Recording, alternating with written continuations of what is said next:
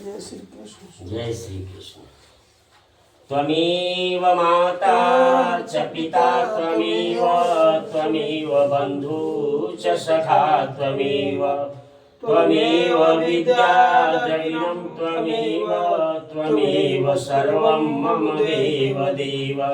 वासुदेव सुतं देवं कंसचाणूरमर्दनं, देवकी परमानंदं कृष्णं वंदे जगद्गुरुं। श्री हरि श्री भक्तमाल श्री नाभाजी कृत भक्त माल का मंगलाचरण चलेगा। भक्त भक्ति भगवंत गुरु चतुर नाम बपु एक, इनके पद पंदन किए नासत विघ्न अनेक। मंगल आदि विचार रही वस्तु न और अनूप, हरिजन को जस गावते हरिजन मंगल रूप। संत निर्णय कियो मथि श्रुति पुराण इतिहास, भजिवे को दोई सुघर के हरि के हरिदास। श्री गुरु अग्रदेव आज्ञा दई भक्तन को जस गाऊ, भवसागर के तरन को नाहिन और उपाऊ। भगवान के भक्त, भगवान की भक्ति, भगवान और भगवत तत्व का बोध कराने वाले गुरुदेव, ये अलग अलग चार नाम और चार वपु है, पर वास्तव में इनका वपु स्वरूप तत्व एक ही है। इनके श्री चरणों की वंदना करने से समस्त विघ्नों का पूर्ण रूप से नाश हो जाता है। ग्रंथ के आरंभ में मंगलाचरण के संबंध में विचार करने पर यही समझ में आता है कि भक्त चरित्रों के समान दूसरी और कोई वस्तु सुंदर नहीं है जिससे मंगलाचरण किया जाए। भगवत भक्तों का चरित्र गान करने में भगवत भक्त ही मंगल रूप है। वेद पुराण इतिहास आदि सभी शास्त्रों ने तथा सभी साधु संतों ने यही निर्णय किया है कि भजन आराधना के लिए भगवान या भगवान के भक्त दो ही सबसे सुंदर हैं। स्वामी श्री अग्रदेव जी ने मुझ नारायण दास यानी नाभादास को आज्ञा दी कि भक्तों का यशोगान करो, भक्तों का यशोगान करो, क्योंकि संसार सागर से पार होने का इससे सरल दूसरा कोई उपाय नहीं है। श्री प्रियदास जी कृत भक्ति रसबोधिनी टीका का मंगलाचरण। महाप्रभु जय कृष्ण चैतन्य, मन हर न झुके चरण को, ध्यान मेरे नाम मुख गाई। ताहि समय नाभाजू ने आज्ञा दैलई धारी, टीका विस्तार भक्त माल की सुनाई। कीजिए कवित बंद छंद अति प्यारो, लगे जगे जग माही काहि वाणी बिरमाए। जानो निज मति पै सुन्यो, भागवत सुख द्रुमणि प्रवेश कियो, ऐसे ही कहाई।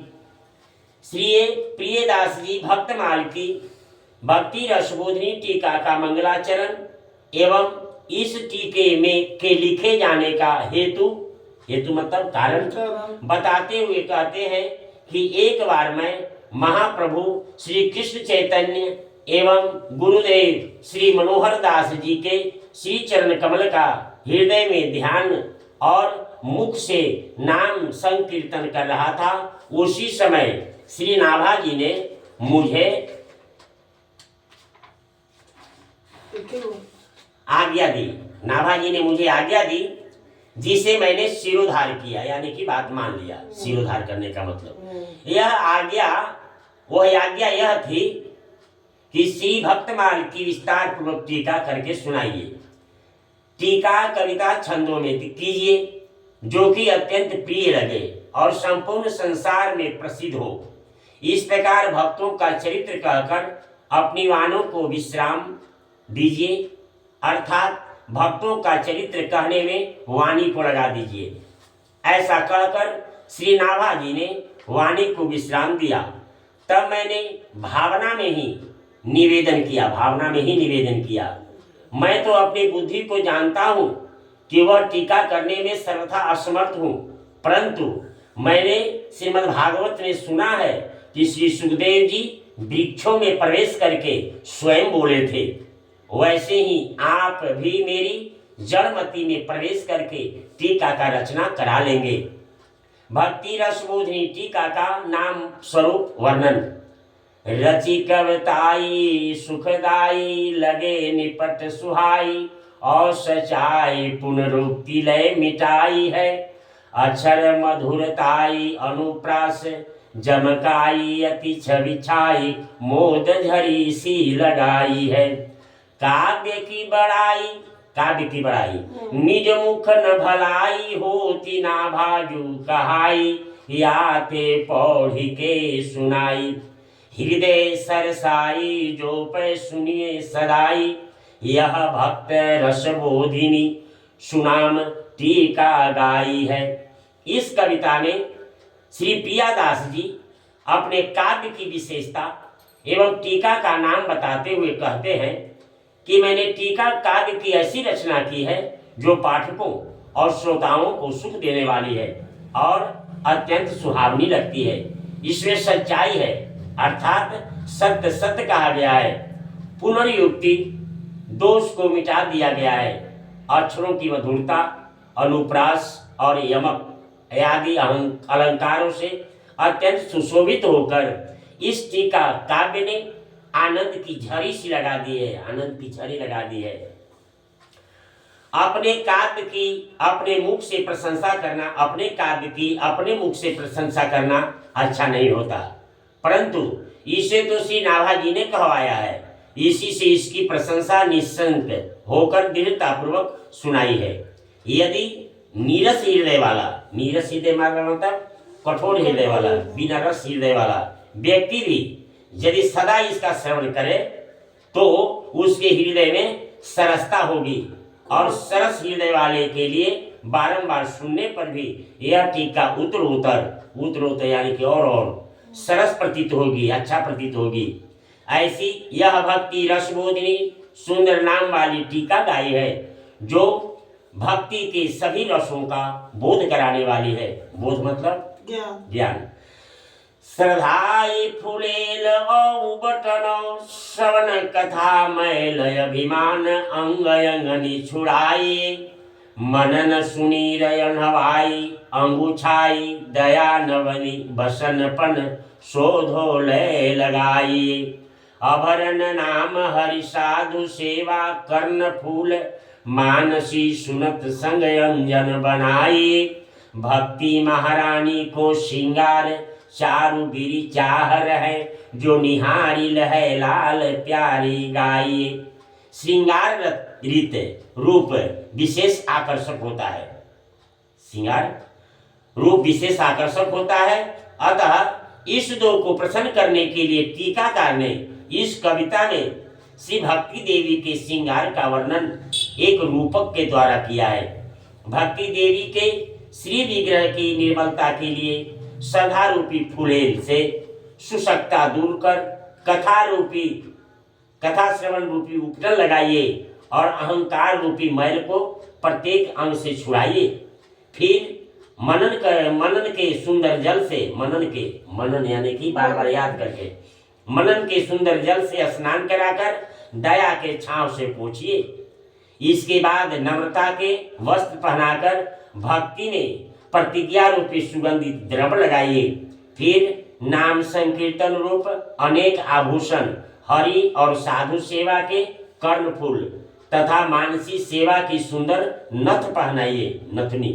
फिर सत्संग रूपी अंजन लगाइए, काजल, जो भक्ति महारानी का इस प्रकार श्रृंगार करके फिर उन्हें अभिलाषा रूपी बीड़ा मतलब पान अर्पण करके उनके सुंदर रूप का दर्शन करता रहे, वह श्री प्रियतम को प्राप्त करता है।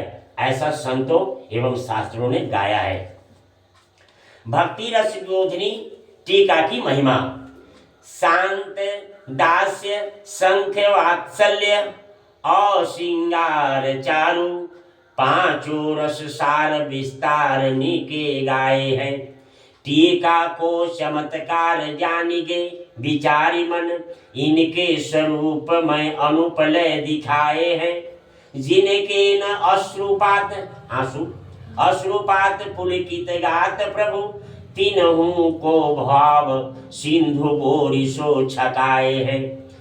जौलो रहे दूर रहे विमुखता पूरहियो, होए चूर चूरने को श्रवण लगाए हैं। इस कविता में टीकाकार टीका की विशेषता बताते हुए कहते हैं कि इस भक्ति रसबोधिनी टीका में शांत, दास्य, संख्य, वात्सल्य और श्रृंगार भक्ति के इन 5 रसों का तत्व विस्तार से अच्छी प्रकार वर्णन किया गया है। इनके सुंदर स्वरूपों को जैसा मैंने भली भांति उत्तम रीति से वर्णन करके दिखाया है, इस चमत्कार को पाठक एवं श्रोता अपने मन में अच्छी तरह से विचार करने पर भी जानेंगे, अच्छी तरह विचार करने पर ही जानेंगे। श्रवण कीर्तन आदि करके प्रेमवश उनके नेत्रों में कभी भी आनंद के आंसू नहीं आते हैं और शरीर में रोमांच नहीं होता है, ऐसे नीरस कठोर हृदय वाले लोगों को भी भक्ति के भाव रूपी समुद्र में डुबाकर तृप्त कर दिया करते हैं। जो कि कथा सुनकर के जिसका हृदय नहीं पिघलता, उसको भी यदि इसमें लगा रहे भक्त मार्ग में तो समझ जाएंगे। जब तक वे इससे दूर हैं तभी तक भक्ति से पूर्ण विमुख है। जब तक भक्त मार्ग से दूर हैं तभी तक भक्ति से विमुख है। किंतु यदि कान लगाकर इसका थोड़ा सा भी श्रवण करेंगे तो उनका हृदय चूर चूर होकर रस से परिपूर्ण हो जाएगा। भक्ति मार्ग की महिमा। पंचरस सोई पंचरंग फूल, था के निके पी के पहिराई वे को रच के बनाई है। वैजंती दाम भगवती अली नाभा, नाम लाई अभिराम श्याम मति ललचाई है। धारी उर प्यारी क्यों करत न न्यारी, अहु देखो गति न्यारी ढरी पायन को आई है। भक्ति छवि भार ताते निमित श्रृंगार होत बस लखे जोई आते जानी पाई है। प्रस्तुत कविता में श्री भक्तमाल को पंचरंगी वैजयंती माला बताकर उसकी महिमा, सुंदरता और भक्ति प्रियता का वर्णन किया गया है। पूर्व कविता में कहे गए 5 रस ही मानो फूलों के सुंदर गुच्छे हैं। भागवती नाभा नाम की सखी ने अपने प्रियतम को पहचानने के लिए इसे अच्छी तरह से बनाया है। यह वैजयंती माला इतनी सुंदर है कि शोभा लोकाभिराम श्याम सुंदर श्री राम की बुद्धि भी इसे देखकर ललचा गई। उन्होंने इस प्यारी वनमाला को अपने वक्षा स्थल पर धारण किया। उन्हें यह इतनी प्रिय लगी कि इसे वे कभी भी अपने कंठ से अलग नहीं करते हैं। इस माला की विचित्र गति तो देखिए कि भगवान ने इसे कंठ में धारण किया और यह लटक कर श्री चरणों में आ लगी है, यानी कि माला नीचे तक। इस माला में भक्ति की सुंदरता का भार है, इसी से झुकी है। पंचरंगी भक्तमाल पहने हुए श्याम सुंदर का जो दर्शन करता है वह उनके वश में होकर उन्हें वश में कर लेता है, माने भगवान के वश में होकर के भगवान को वश में कर लेता है। यह रहस्य की बात भक्तमाल के द्वारा जानी गई है। सत्संग के प्रभाव का वर्णन। भक्ति तरु पौधा ताही विघ्न न डर छोड़ी हो को, बारी दे विचारी बारी सींचो सतसंग सो। लगाई बढ़न गोंदा चौदिशी कहन सो, चढ़न आकाश यश फैल्यो बहुरंग सो। संत उर आल बाल शोभित विशाल छाया, जिये जीव जाल ताप गए यूं प्रसंग सो। देखो बड़वारी जाही अजाहू की शंका होती, ताही पेड़ बांधे झूमे हाथी जीते संग सो। कहने का मतलब भक्ति का वृक्ष जब साधक के हृदय में छोटे से पौधे के रूप में होता है तब उसे हानि यानी माया रूपी बकरी का भी होता है हानि, माया रूपी बकरी का हानि होता है, छोटा पौधा रहता है तो।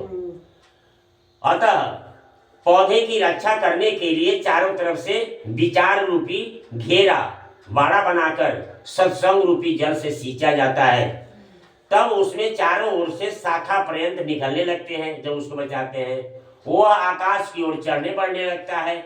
सरल साधु हृदय रूप थाले में यहाँ पौधे के थाले में सुशोभित इस विशाल भक्ति वृक्ष की छाया अर्थात सत्संग पाकर त्रिविध तापों से यानी 3 प्रकार के दुखों से तपे जीव समूह शांताप रहित होकर यानी दुख रहित होकर परमानंद प्राप्त करते हैं।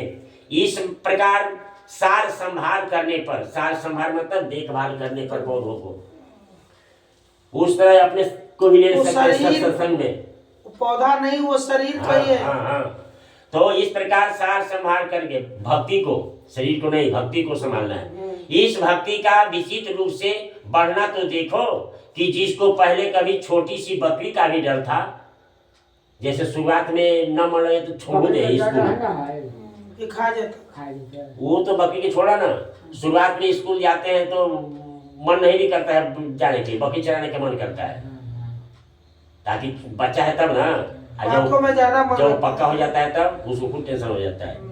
उसी में आज महासंग्राम विजयी काम क्रोध आदि बड़े बड़े हाथी बंधे हुए झूम रहे हैं। जब पेड़ बड़ा हो जाता है तो फिर उसमें हाथी बांध दो तो भी कुछ नहीं होता है, ये हाथी बांध सकते हैं तभी कोई नहीं, परंतु उस वृक्ष को किसी भी प्रकार की हानि नहीं पहुंचा सकते।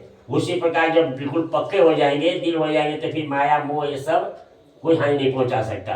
माया रूपी बकरी नहीं चल सकती। भक्तमाल स्वरूप वर्णन जाको जो स्वरूप सो अनुपलय दिखाई दियो, कियो यो कवित पट मिहि मध्य लाल है, गुण पे अपार साधु कहे आंक चारी ही में, अर्थ विस्तार कविराज टकसाल है। सुनि संत सभा झूमी रही, अली से निमानो घूमी रही, कहो यह कहाँ धौर साल है, सुने है अगर अब जाने मैं अगर सही, चोवा भय नाभा सो सुगंध भक्तमाल है।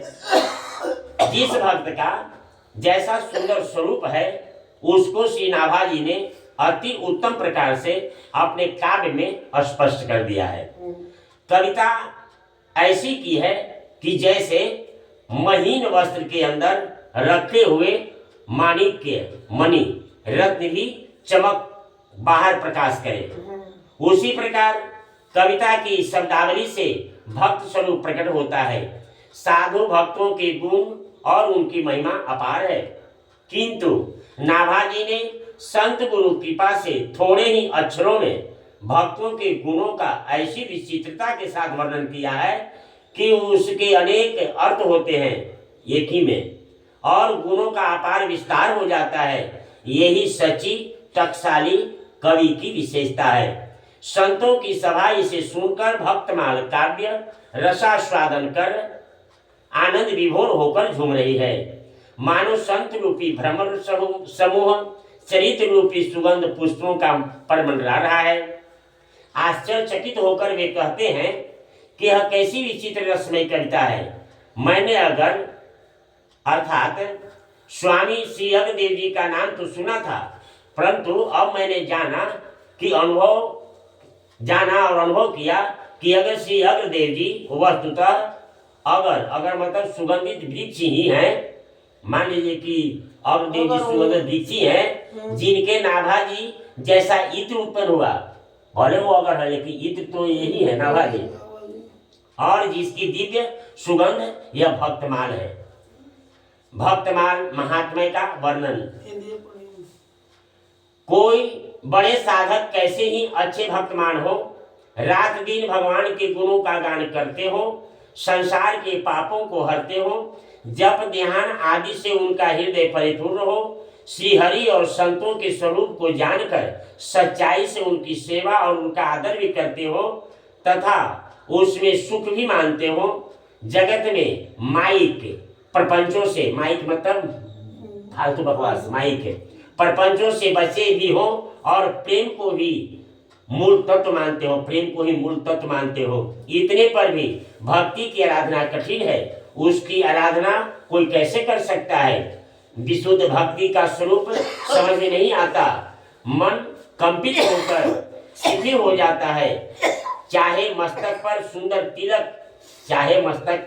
तिलक और गले में कंठी माला शोभित हो, परंतु बिना भक्त माल पठन पाठ श्रवण मनन और निधि ध्यान किए भक्ति का स्वरूप बहुत दूर है।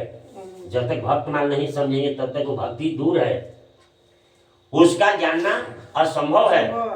भक्त माल के मंगलाचरण की भक्ति रसबोधिनी टीका। भगवान गुरुदेव और भक्तों के प्रति जो सच्चा निष्कपट व्यवहार करता है और भक्ति की किसी एक प्रतिज्ञा को हृदय में धारण कर फिर उससे कभी चलायमान नहीं होता, फिर उससे हटता नहीं है, वही सच्चा भक्त है।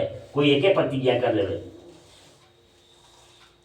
रसरूपा भक्ति का सुंदर स्वरूप यही है कि भगवान के सुंदर नामों को लेते ही आंखों से प्रेम के आंसुओं की झरी लग जाए।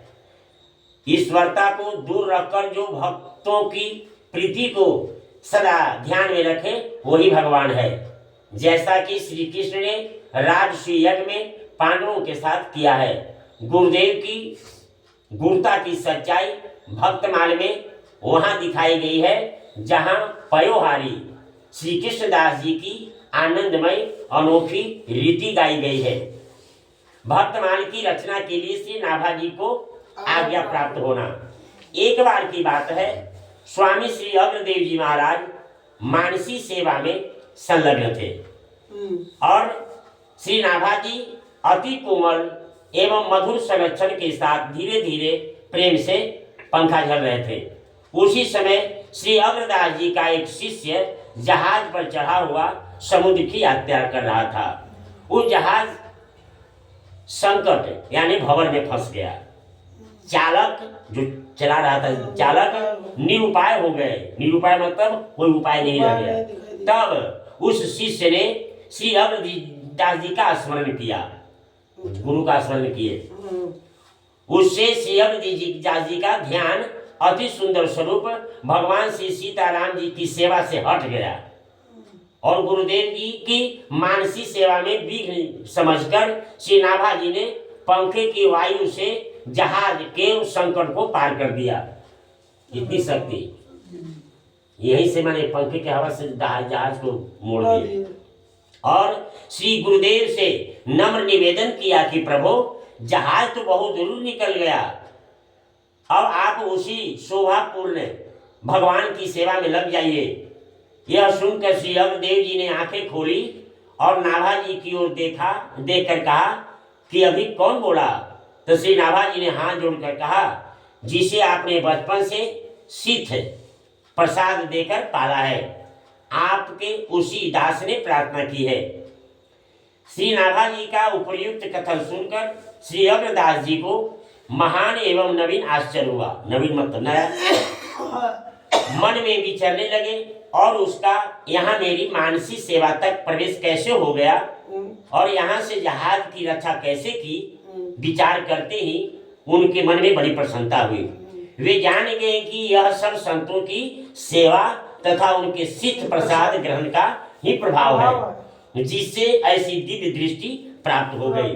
तब श्री अग्रदेव जी ने आज्ञा दी कि तुम्हारे ऊपर यह साधुओं की कृपा है, अब तुम उन्हीं साधु संतों के गुण स्वरूप और हृदय के भावों का वर्णन करो। इस आज्ञा को सुनकर श्री नाभाजी ने हाथ जोड़कर कहा कि भगवान, मैं श्री राम कृष्ण के चरित्रों को तो कुछ गा भी सकता हूँ, परंतु संतों के चरित्रों का कोई और छोड़ नहीं पा सकता, क्योंकि उनके रहस्य अति गंभीर हैं। अति गंभीर कैसे हैं सुनिएगा। मैं भक्तों की भक्ति के रहस्य को नहीं पा सकता, तब श्री हरदास जी ने समझा कर कहा, जिन्होंने तुम्हें मेरी मानसी सेवा और सागर में नाव दिखा दी, वे ही भक्त भगवान तुम्हारे हृदय में आकर सब रहस्यों को कहेंगे और अपना स्वरूप दिखाएंगे। श्री नाभा जी का चरित्र और नाभा जी के बारे में बता रहे, नाभा जी कौन थे। श्री नाभा जी का जन्म प्रशंसनीय हनुमान वंश में हुआ था। आश्चर्यजनक एक नई बात यह जानिए कि वे जन्म से ही नेत्रहीन थे। नाभा जी जब उनकी आयु 5 वर्ष की हुई, उसी समय अकाल के दुख से दुखित होकर माता उन्हें वन में छोड़ गई। अब कुछ है नहीं तो क्या करिए, इतना गरीबी। माता उन्हें वन में छोड़ दी। माता और पुत्र दोनों के लिए यह कितनी बड़ी विपत्ति थी। बल्कि नाभा जी के चरित्र है, नाभा जी कितने दुख में थे, आज वो कहाँ पहुंचे हैं। इसे आप लोग सोचिए कि कितना दुख था। दैव योग से, भगवान की कृपा से श्री किल देव जी और श्री अग्रदेव जी दोनों महापुरुष उसी मार्ग से दर्शन देते हुए निकले। किल और अग्रदेव जी, हाँ, किल देव जी और अग्रदेव जी 2 संत उन्हीं रास्ते से निकले जिस रास्ते पे वो नाभा जी थे। बालक नाभा जी को अनाथ जानकर जो कुछ दोनों ने पूछा, वो ऋषि लोग ने नाभा जी से पूछा, उसका उत्तर नाभा जी ने दिया। वे बड़े भारी सिद्ध संत थे, वो दोनों जो आए थे। उन्होंने अपने कमंडलों से जल लेकर नाभा जी के नेत्रों पर छिड़क दिया और संतों की कृपा से नाभा जी के नेत्र खुल गए और सामने दोनों संतों को उपस्थित देखकर उन्हें परम आनंद हुआ। दोनों सिद्ध महापुरुषों के दर्शन कर नाभा जी उनके चरणों में पड़ गए। उनके नेत्रों में आंसू आ गए। दोनों संत कृपा करके बालक नाभा जी को अपने साथ लाए। वो दोनों लाए ऋषि लोग। श्री किल देव जी की आज्ञा पाकर श्री अग्रदेव जी ने इन्हें राम मंत्र का उपदेश दिया और फिर इनका नाम नारायण दास रख दिया गया। नाभा जी का वो महात्मा लोग रखे। गलता आश्रम है जयपुर में। साधु सेवा प्रकट प्रसिद्ध थी, वहां पे साधु सेवा होती थी। वहां सर्वदा हमेशा संत समूह विराजमान रहता था। श्री अग्रदेव जी ने संत सेवा के महत्व को जान करके वो संत सेवा के लिए यह समर्थ होकर जीवों का कल्याण करने वाला बनेगा, ये अनुमान लगा करके नाभा जी को संतों की सेवा में लगा दिए। बच्चा थे ही, अब ये लोग ऋषि थे, ज्ञानी थे, क्योंकि संतों की सेवा में लगा देंगे तो ये फिर बहुत अच्छा हो जाएगा। जैसा स्कूल में नाम लिखा वो इसलिए पढ़ता है, इंग्लिश मीडियम में लिखा वो तो इंग्लिश मीडियम पढ़ते, हिंदी में तो हिंदी में, तो वो लिखा दिए महात्मा लोग कैसे स्कूल में, संतों के स्कूल में। संतों के चरणोदक तथा उनके शीत प्रकाश का सेवन करने से श्री नाभा जी का संतों में अपार प्रेम हो गया। उनके जूठर खा करके उनको संतों में अपार प्रेम हो गया। उन्होंने भक्ति रस की रीतियां जान ली, भक्ति रस की रीतियां जान ली। इससे उनके हृदय में अद्भुत प्रेमानंद छा गया। जब सब रीति जान गए तो उनको बहुत आनंद हुआ।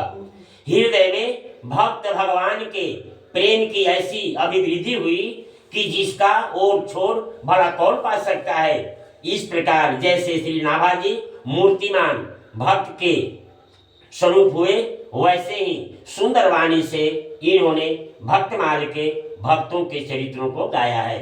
जय श्री कृष्ण।